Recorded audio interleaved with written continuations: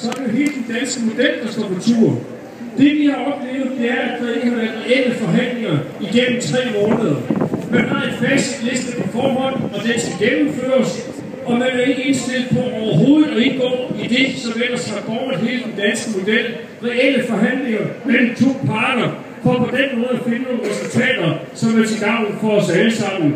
Det er dybt problematisk. Den danske model er ikke et problem i det danske samfund. Det er hele det, vi skal bygge på, hvis vi vil fornuftigt videre i hele den internationale krise og den udfordring, vi står for der.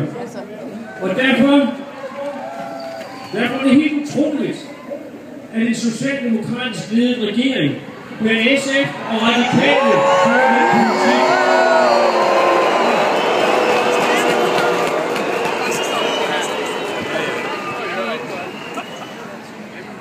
Det, at vi kan fylde Slotspladsen i dag, det er, at man står i de andre store byer i Danmark, og vi sammen, hele fagbevægelsen, siger, vi vil forsvare den danske model, vi kræver ordentlige forhandlinger. Det er det stærkeste signal, vi overhovedet kan give. Tusind tak, for lige kom i dag.